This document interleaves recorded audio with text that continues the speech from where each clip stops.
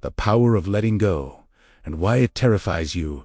There is something you are holding on to right now. A version of yourself, a relationship, a belief, a story about how life was supposed to turn out. And even though it weighs on you, even though it quietly drains your energy, you keep holding on. Because letting go doesn't just feel like loss. It feels like disappearance. Think about this for a moment. If you let go of who you've been, who are you then?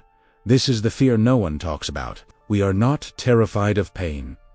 We are terrified of emptiness, of not knowing what comes next, of standing in a space where the old identity has dissolved, but the new one hasn't yet formed. Carl Jung believed that this moment, the space between identities, is where transformation truly begins. But he also knew it was where most people turn back, because the ego would rather cling to suffering than step into the unknown. And this is why letting go feels like death. But here's what no one tells you. What feels like death to the ego is often birth to the self. Alan Watts once said that trying to hold on to life is like trying to grasp water. The tighter you squeeze, the faster it escapes. And yet, from childhood, we are taught that control equals safety. Control your emotions. Control your future. Control how you are seen. So we build identities out of control. We cling to certainty. We repeat patterns, not because they fulfill us, but because they are predictable. Now ask yourself honestly, what are you holding on to? Not because it asks good, but because it asks familiar. A role you've outgrown. A relationship that defines you. A belief that once protected you, but now confines you. Letting go threatens all of this. Because if you release the story, you must face reality as it is. And that is terrifying. Viktor Frankl understood this deeply. He saw that when everything external is stripped away, a person is forced to confront the final freedom, the freedom to choose their inner response. But freedom comes with responsibility, and responsibility terrifies us more than pain. Pain can be blamed, responsibility cannot. So, we cling. We cling to resentment because it gives us an identity. We cling to the past because it gives us meaning. We cling to control because uncertainty feels unbearable. But here's what no one tells you. Letting go is not giving up. It is giving over, releasing the illusion that you were ever in control to begin with. Friedrich Nietzsche wrote about the necessity of destruction before creation. The old values must collapse, he believed, before new ones can be born. But most people want rebirth without death. They want growth without grief, change without discomfort, freedom without surrender. And that's why they stay stuck. Carl Jung would say that what you resist persists. What you refuse to release becomes your shadow, shaping your life from behind the scenes. So the question becomes, what are you afraid would happen if you truly let go? Would you feel empty, unanchored, lost? Good, because that emptiness is not a void.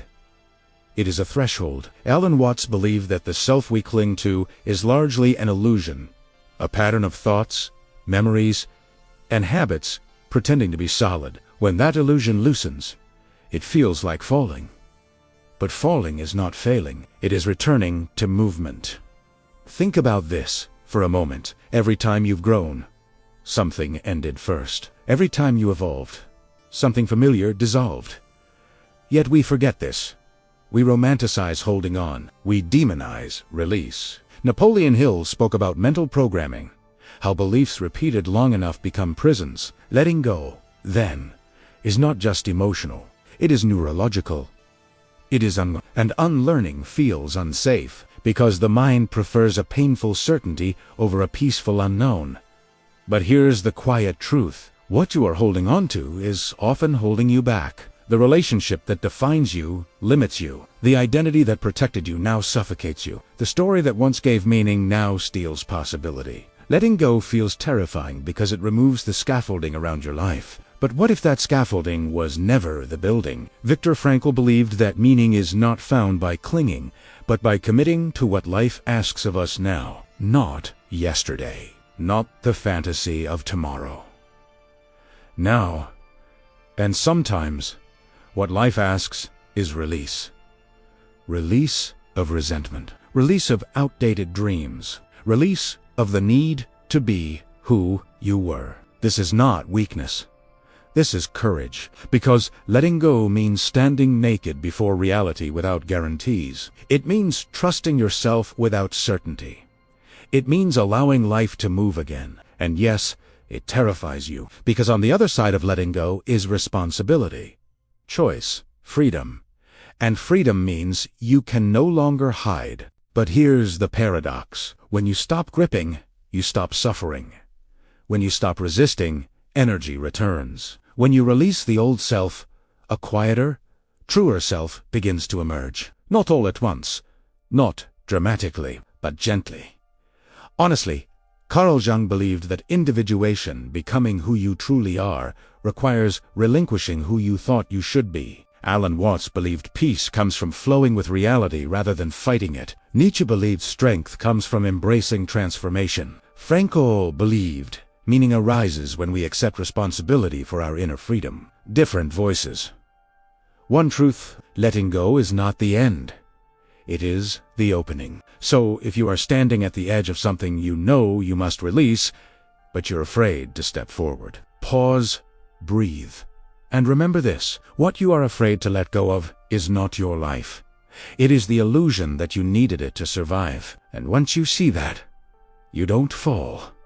You rise. If this message spoke to you, subscribe to Becoming You and keep growing with us. And if you watched until the end, comment the word release below and share what you're ready to let go of, because awareness is the beginning, but surrender is the transformation.